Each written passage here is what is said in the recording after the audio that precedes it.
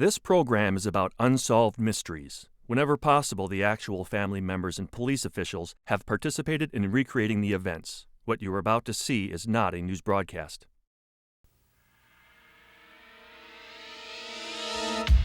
"17-year-old Tracy Kirkpatrick was an honors student with a passion for poetry.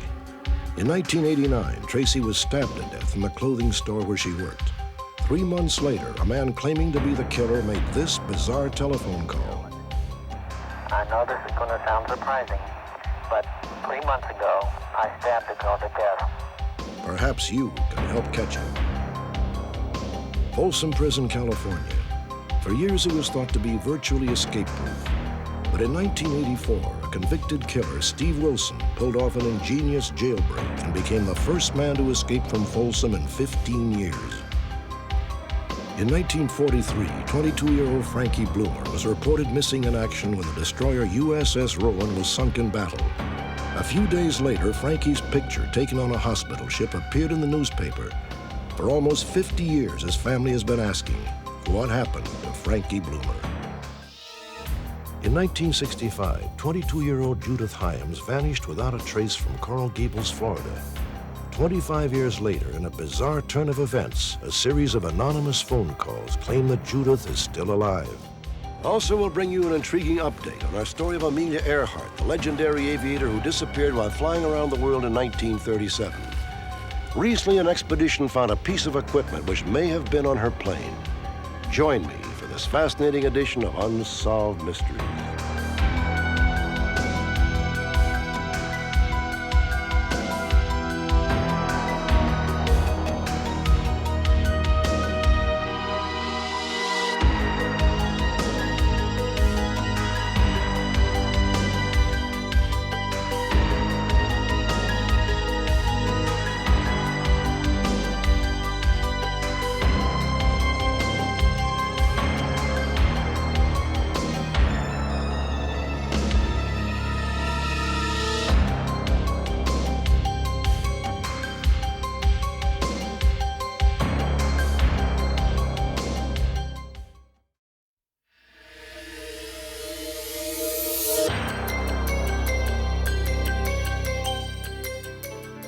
Tracy Kirkpatrick was an introspective, pretty teenager from a small town near Frederick, Maryland.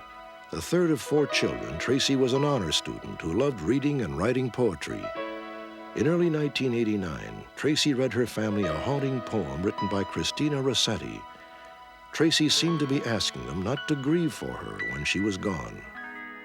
Remember me when I am gone away, gone far away into the silent land, when you can no more hold me by the hand. Her and her boyfriend had just recently broke up, and I guess she expressed her feelings through her writing. She wrote a lot of lonely poems.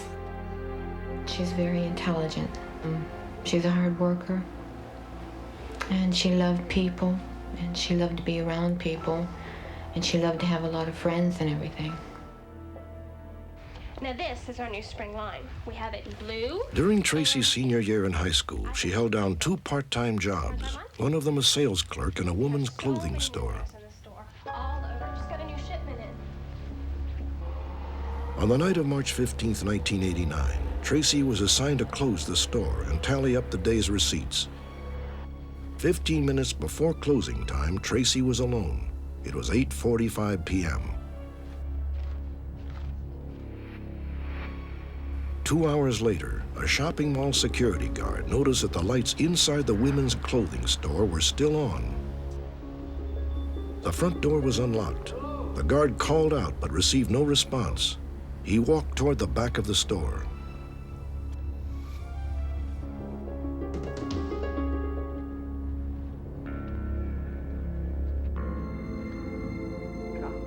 In a storage room, he found Tracy Kirkpatrick's lifeless body. The guard immediately notified the police. You better send someone down right away, all right? At almost the same moment, Billy and Diane Kirkpatrick, Tracy's parents, were en route to the shopping mall. It was nearly 11 p.m., more than an hour after Tracy usually returned home. I'm worried for nothing. Okay, no, everything's going to be fine. Uh-oh. What the hell is this? What is... Look, there's police cars, Bill. Yeah, okay, all right. Oh, my God.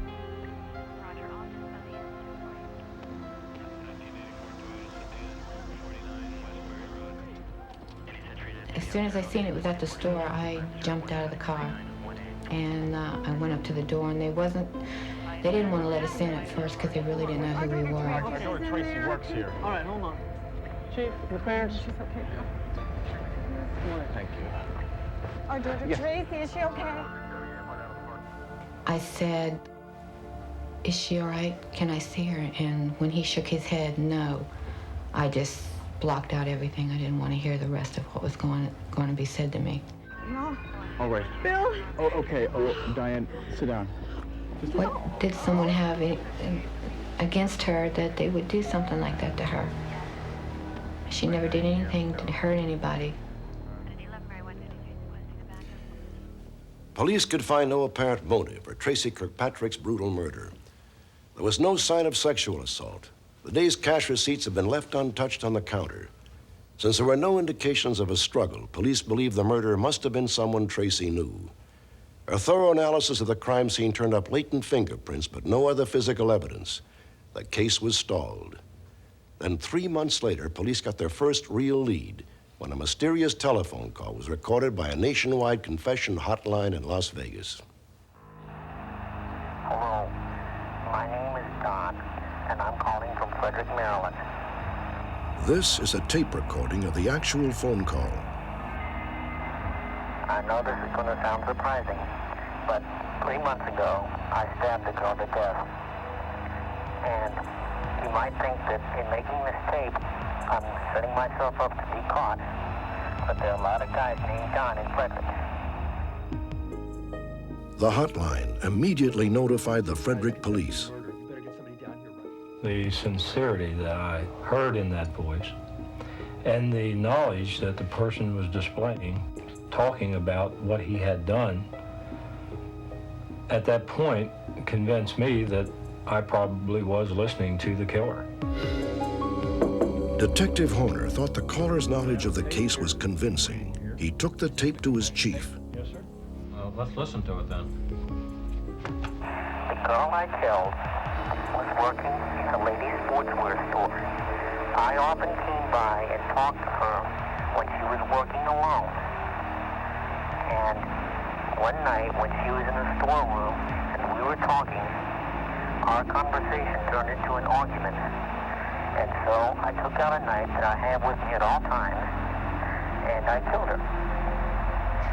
And a few days later, I realized that I had created a lot of sadness. And I thought about turning myself into the police. But whatever they do to me, that won't bring Tracy back. So I decided that I better keep free because we have the death penalty in Maryland. Thanks for listening. I'm sorry about what I did, but nothing can change it. Bye. Sure sounds like we have our killer, doesn't it? Sounds very authentic. They traced the call back to a supermarket in Walkersville, Maryland, which is 7 or 8 miles just north of Frederick City. If it was the killer, he wanted to be caught, and he was seeking help through this hotline. And it was a decision made by my chief of police and members of my division to compose a letter to this individual and address it to Don and ask Don to please come forward. If he needed someone to talk to, I was available. The letter was published in a local newspaper on October 10th, 1989. Police received no response, but 2 weeks later, another unlikely phone call provided them with a new lead. Hello, my name is Sean, and I have rather an unusual request. How can I help you, Sean? On October 24th, Martha Woodworth, a Massachusetts woman with a reputation as a psychic, began to receive calls from a young man who identified himself as Sean. Well, I don't usually take cases like Sean seemed obsessed with finding the person who had murdered Tracy Kirkpatrick. Martha told Sean she needed more information before she could help. Eventually, he agreed to send Martha newspaper clippings. And when I received the envelope with his handwriting on the outside, I thought, this person has a much stronger involvement than just being a friend who's interested. I found the handwriting extremely disturbed, so I felt it was my responsibility to alert the police that I had a potential suspect for them. Martha, do you think you've talked to Sean enough that you could recognize his voice from a tape? Yes, I'm pretty sure. Here, let me play a little of this tape for you on the telephone. Chief Ashton played the confession tape for Martha Woodworth. She believed the voice was Sean's. I knew it was Sean. In fact, my heart dropped. It was very chilling to hear the voice of the person I'd been speaking to for months actually confessing to the crime. Yeah, I certainly did encourage her to maintain contact with him. Because, I mean, at that time, we thought it was a viable lead and it's the best lead that we had. And she was the conduit between Sean, Don, and the police department. What if the killer commits suicide? Police checked out the return address on Sean's envelope. It was in Walkersville, Maryland, the same town where the call-in confession had been made. However, the young man living at the address was not named Sean or Don. I think he was obsessed with her. Good morning. As requested by Frederick City At another Police, dead end, the Frederick police turned to local radio stations for help. the caller claims to have killed Tracy Lynn Kirkpatrick, who was brutally murdered in Frederick 1 year ago today. Authorities encourage you to listen carefully. There's a chance someone may recognize the caller's voice. Hello, my name is Don. After the tape aired, 3 people claimed they thought they recognized the voice. Again, the man was not named Sean or Don, but he was the young man who lived at the return address on the psychic's letter. Police searched his home the next day. Our hopes in serving the search and seizure warrant on his person and obtaining physical evidence from that suspect was to send that material to our forensic lab and the state lab and confirm our suspicions that he was in fact the person who committed this crime. Unfortunately, the evidence was examined and re-examined, and we were unable to confirm that he was either at the crime scene that night or had any particular part in this criminal act. Okay, I guess. In the search, police found many newspaper clippings about Tracy's murder, but could find no evidence that the young man knew Tracy Kirkpatrick personally. He pled the Fifth Amendment and refused to answer any questions. There has to be someone that's seen something, someone coming from that store, running from that store, or leaving that store, or heard something. I just can't imagine something happening like that and no one knowing nothing about it. And the frustrating part is that, we obviously know somebody killed her, and we've never been able to nail it down to the suspect that definitely did it. But I mean, has been our pledge to the community and to the family that, we're not going to give up until we do identify that person. On March 20th, 1989, Tracy Kirkpatrick was buried in Oak Grove Cemetery near Pittsburgh, Pennsylvania. The poem she had once recited for her family was inscribed on her tombstone. Remember me when I am gone away, gone far away into the silent land, when you can no more hold me by the hand. Yet if you should forget me for a while, and afterward remember, do not grieve. For if the darkness and corruption leave a vestige of the thoughts that once I had, better by far that you should forget and smile than that you should remember and be sad.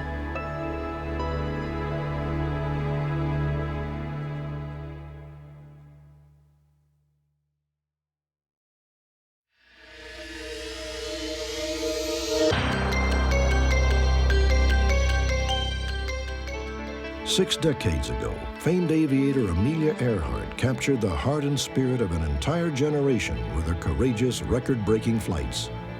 But in 1937, Earhart became the subject of one of the most enduring and fascinating unsolved mysteries.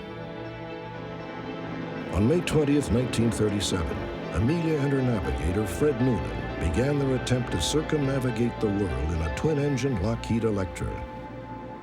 They never returned. On July 2nd, they disappeared en route to the small South Pacific island of Howland. A massive search turned up no trace of Amelia, Fred, or their airplane. Years later, rumors surfaced that Earhart and Noonan were taken prisoner by the Japanese and held on the island of Saipan. This woman was brought ashore by the Japanese. Neva Blas has lived on Saipan her entire life. She claims that she witnessed Amelia Earhart's execution.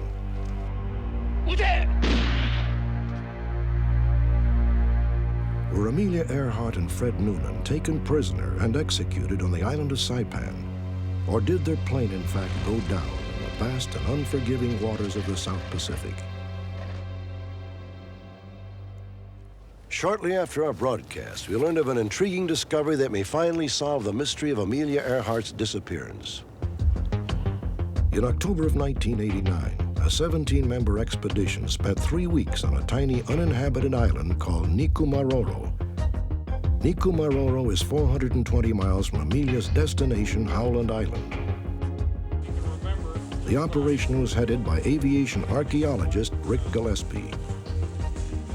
No one ever really searched on that island for Amelia Earhart, although the U.S. Navy flew over it 1 week after she disappeared. The pilot in charge of the flight saw what he later described in his official report as clear signs of recent human habitation. What he could not have known at that time is there should have been no one on that island, no sign of any human activity on that island. The expedition found this aluminum aircraft part, which may have been installed in the Lockheed Electra by navigator Fred Noonan. The number on the box positively identifies it as a navigator's bookcase. We know there was a structure of this box's size and shape installed aboard the Earhart aircraft. Tests performed by the FBI laboratory in Washington, D.C. conclude that the bookcase came from a civilian aircraft and was manufactured in the years just prior to Earhart's disappearance. What the FBI has told us doesn't constitute proof. What it does is constitute sufficient evidence to merit a return to Nikumaroro to find and photograph the ultimate proof, the airplane itself. Rick Gillespie and the archaeological team plan to return to Nikumaroro. Using sonar and computer tracking devices, they will try to locate Amelia Earhart's plane in the waters just off the island. Perhaps, just perhaps, the mystery of the legendary Amelia Earhart will finally be solved.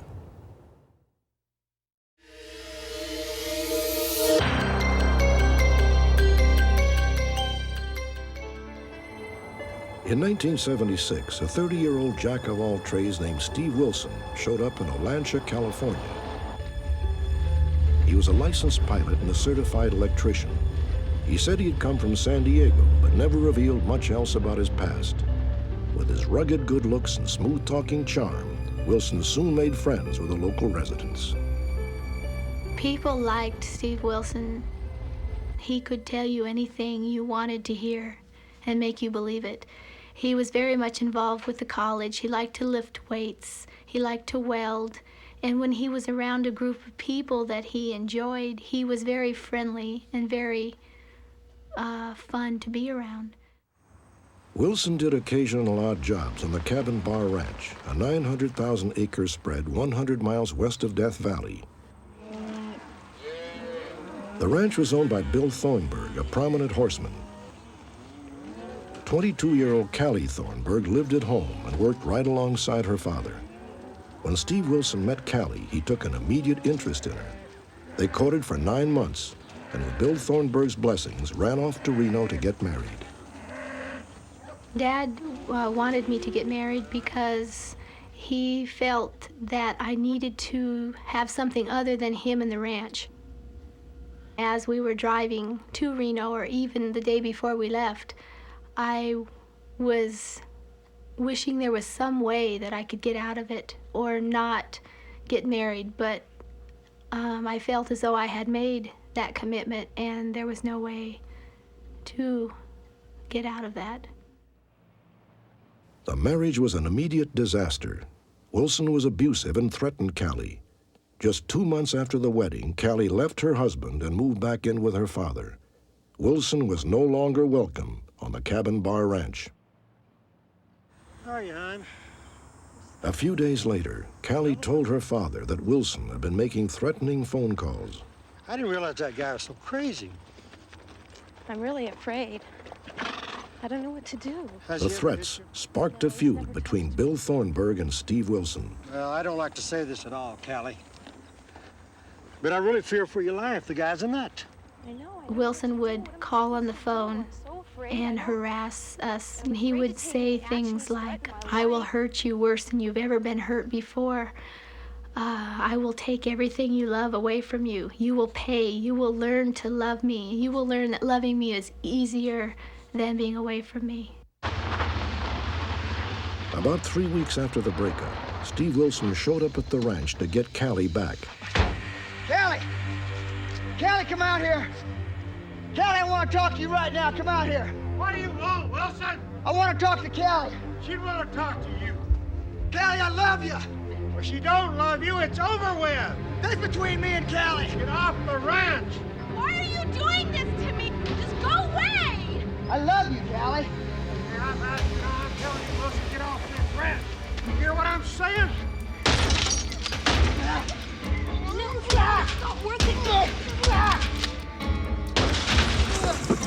I grabbed my dad and grabbed the gun and said, "No, don't shoot him. It's not worth it." You know, I didn't want my father and Wilson to get into any kind of a confrontation with each other because I was afraid that Wilson would hurt my dad. May 29, 1979.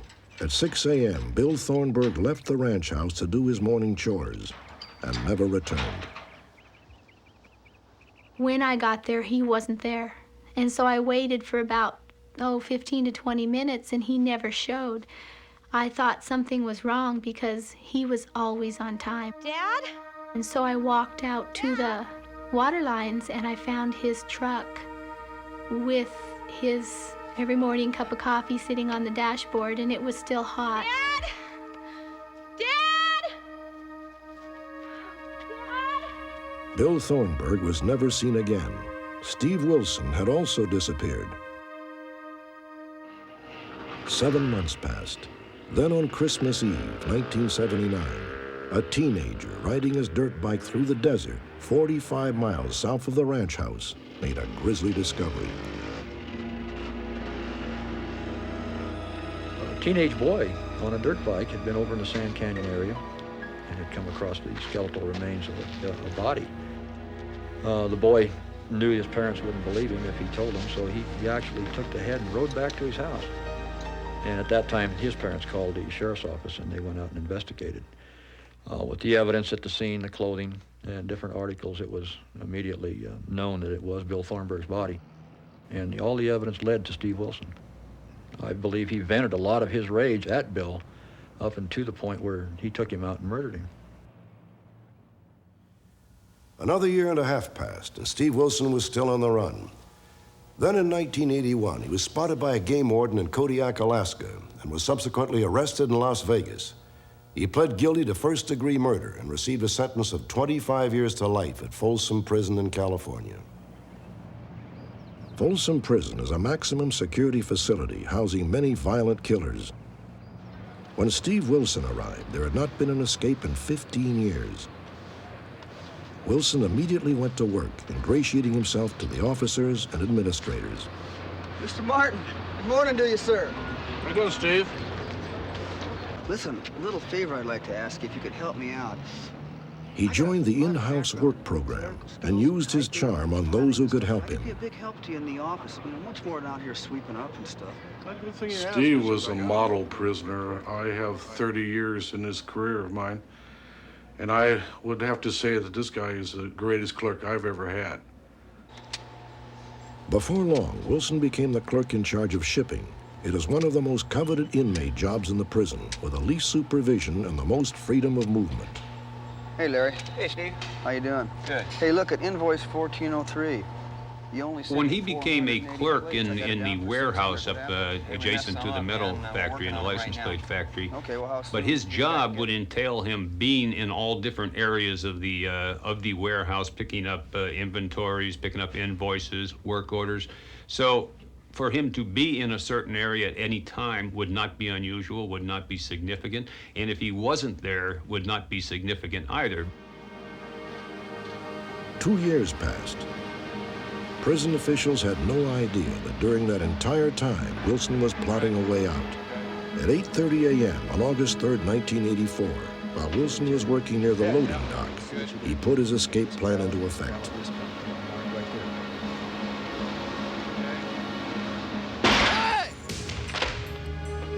What is your problem? He ran into me. Listen, I told you about this safety last week.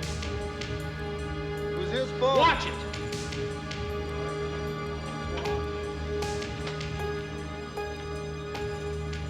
When the truck was fully loaded, the officers sealed the doors shut, unaware that Wilson had enlisted other inmates to create a diversion and help him make his escape.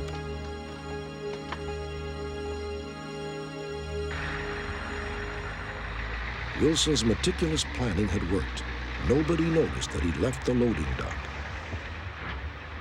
It's my opinion that Steve Wilson was looking for the weakest link in our security to get out. I think he was planning this at least well over a year ahead of time.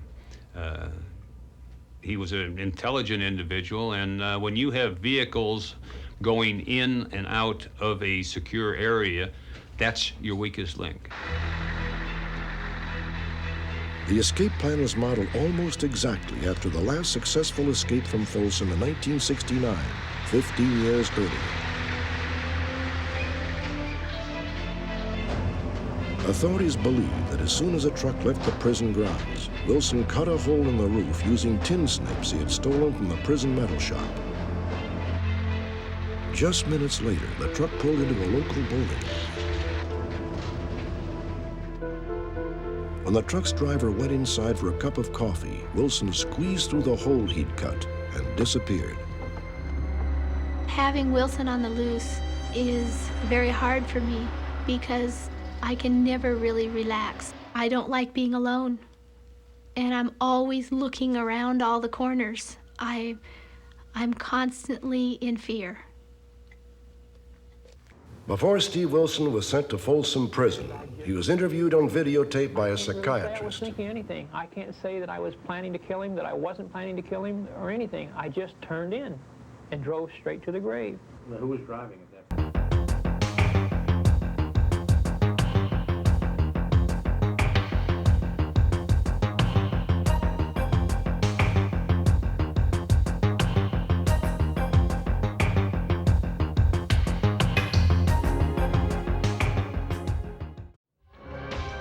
Next, the poignant mystery of an American sailor whose ship was sunk by the Nazis. He was later photographed on a hospital ship and never seen again.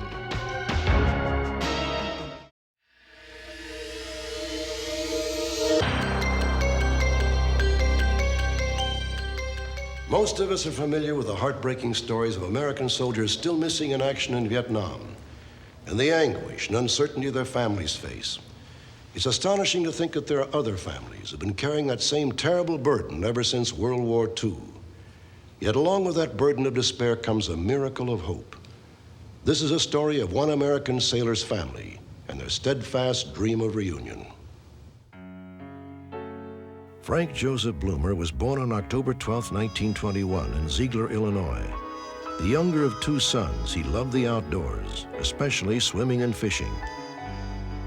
When World War II broke out, Frankie enlisted in the Navy against his parents' wishes. Frankie Bloomer served as a radio technician aboard the USS Rowan, a destroyer operating in the Mediterranean Sea. On September 11, 1943, just off the coast of Italy, a German U-boat targeted the Rowan. Its torpedo hit home. The Rowan sank in less than a minute.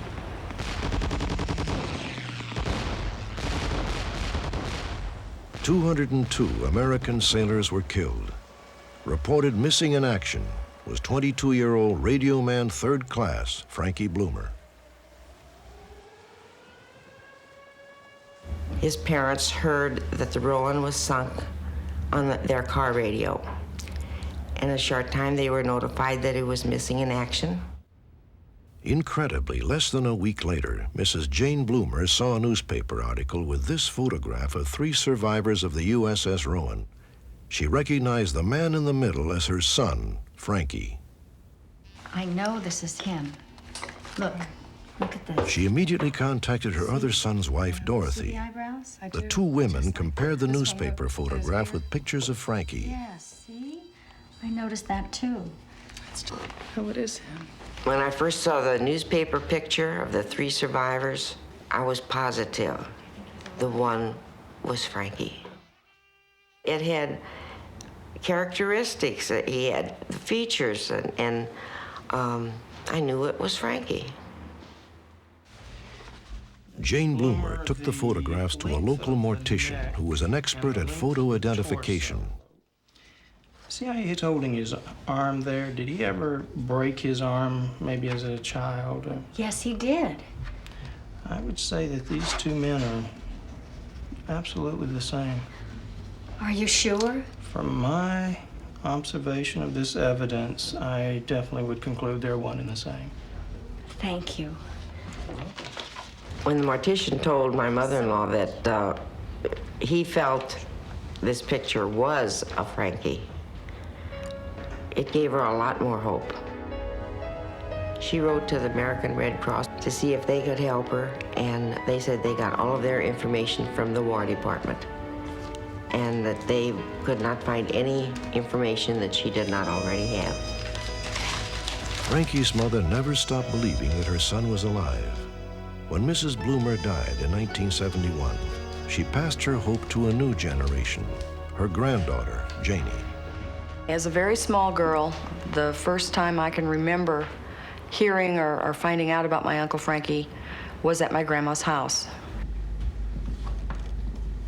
I noticed the picture sitting on the mantle. I went over and I asked my grandma, I said, well, who is this? And she said, this is your Uncle Frankie. Why haven't I ever met him? Well, he went into the Navy a long time ago.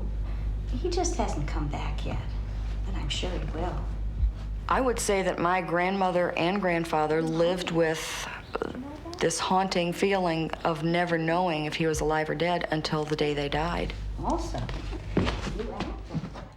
I think my grandparents would commemorate Frankie's birthday in different ways from year to year.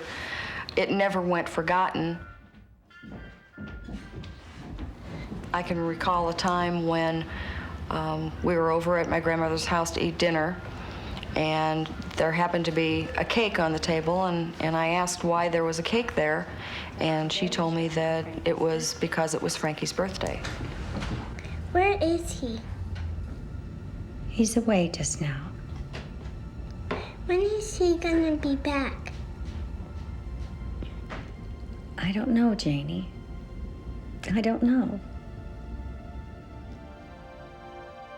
I'm searching to find the answer, whether he is alive or dead, so that I don't end up the same way that my grandparents did, because they both died not knowing the real truth of whether he was alive or dead. 12 years ago, Janie's parents erected a memorial headstone for Frankie. I do go to the grave occasionally, and our family is all buried in the same proximity. It's kind of strange, though, when I look at my Uncle Frankie's grave marker and know that he's not in there, and think of the possibility that he could be walking a street somewhere, yet there's a marker here with his name on it.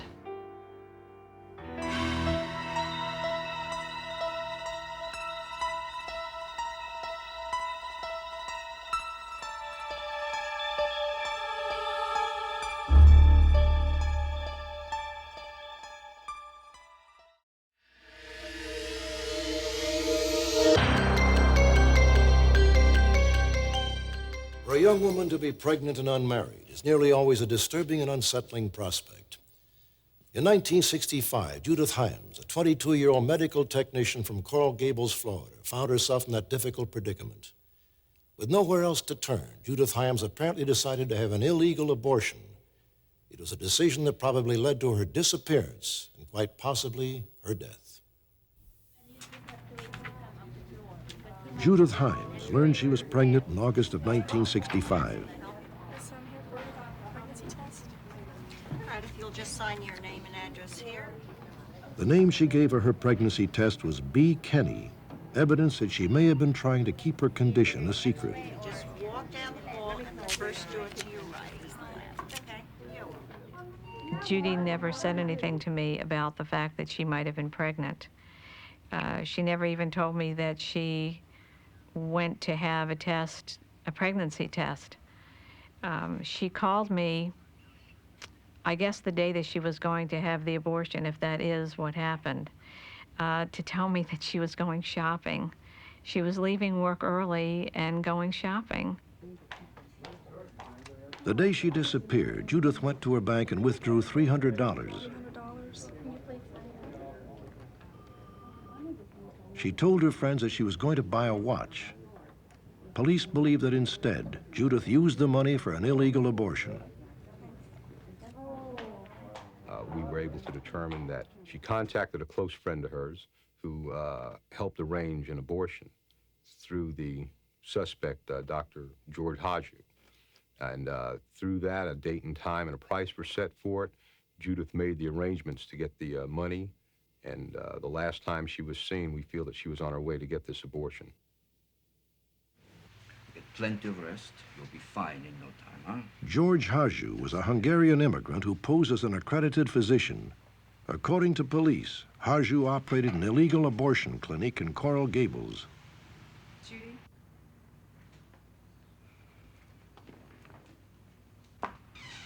Having an abortion, I don't think she really had any other choice, because nobody in those days would have a child and keep it. It just wasn't done. Not in the group that she was friendly with.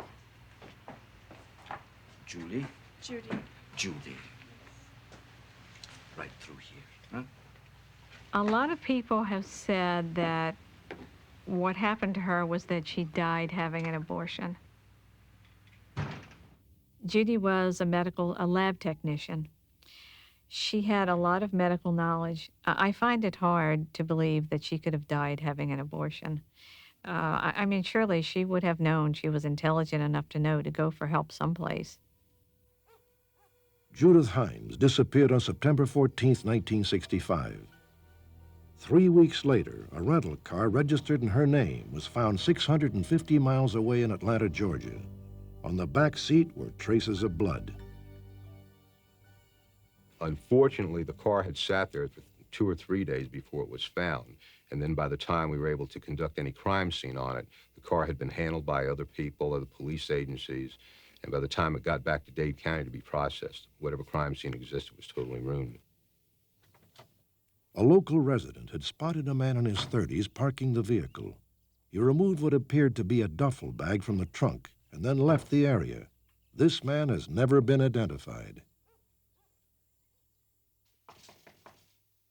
3 months later, George Haju was arrested for impersonating a physician. Dr. George Haju? Yes. Coral Gables police, sir, you're under arrest. He jumped bail and has not been seen since.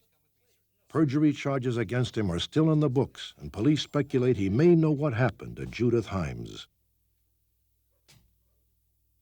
Shortly after Haju's escape, police ended their investigation into Judith's disappearance.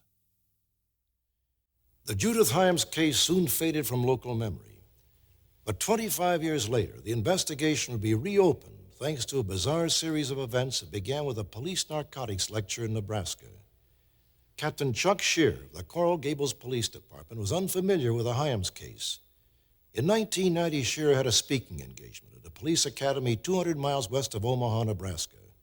The lecture itself was uneventful, and Shear returned home. It was then that he received a phone call from the past. 2 days after the Nebraska lecture, Captain Scheer received a long-distance phone call at his office in Coral Gables.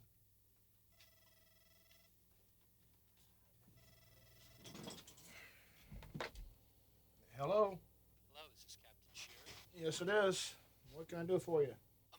The caller identified himself as Steve Brown, the host of a popular radio talk show in Omaha. He said an anonymous caller had given him information on the disappearance of Judith Himes. I told Mr. Brown that I wasn't familiar with the case and I'd have to research it and get back to him. I asked him for his phone number and if he knew how to get back in touch with this person that had called the radio talk show. He said yes, he did know how to get back to him, and he gave me 2 phone numbers. A day later, Captain Scheer called Steve Brown in Nebraska. He said, well, regarding your call to me, I have dug up the information that you needed, and I have it for you. And I said, excuse me, because this is a call out of the blue. I didn't know who the man was or could not imagine what he was talking about. He was totally surprised, never heard of me, never knew anything about it, and denied adamantly that he was the one that made the phone calls. No. That's right. That's my home number. It's my private unlisted number. Who gave you that? When he gave me my own unlisted home phone number, I began to think through the people that come to mind who have that telephone number, thinking they could have called, and no one has yet come to mind who would make such a phone call without telling me about it, claiming to be me.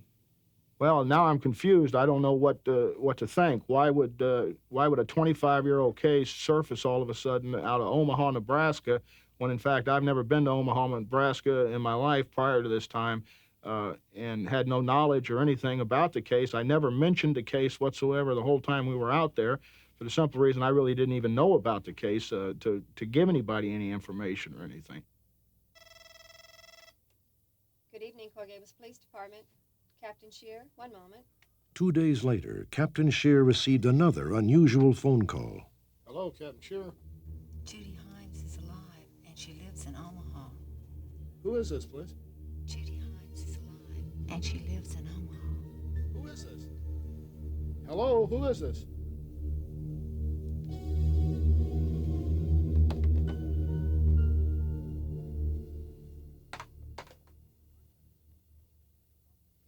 My gut feeling is that something is going on to bring this case back up 25 years later, and it very possibly is that Judy is, in fact, living in the Omaha area.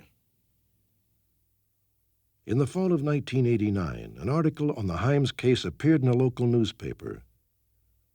Captain Scheer then received yet another anonymous phone call. Hello, Captain Scheer.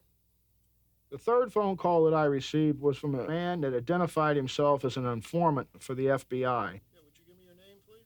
He refused to give me his name at that time, but he said that he had just spent several weeks with Hadju over in Budapest, Hungary, and he gave me the phone number. I contacted Interpol, and our Interpol through their Budapest Interpol determined that the phone number that he gave me indeed comes back to the same name of the suspect at that time, the doctor that supposedly performed the abortion. Police have yet to locate George Hadju in Hungary, but they feel it is highly unlikely that he was responsible for the phone calls. Judy Himes is alive, and she lives in Omaha. The only real evidence that Judith is still alive has come from the mysterious phone calls. My name is Steve Brown. I'm a radio talk show host in Omaha, Nebraska. Police have searched the Omaha area, but have found no trace of her whereabouts. Who placed the anonymous phone calls?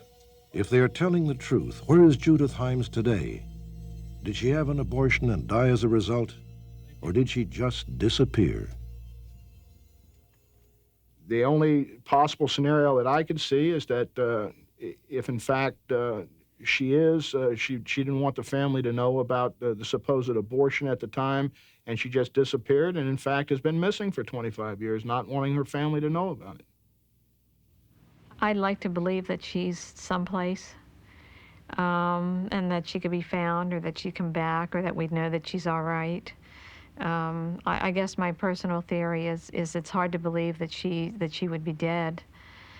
But I can't understand, if she's alive, why she wouldn't contact somebody after all this time. After all, there's no more stigmas left. Why wouldn't she come back?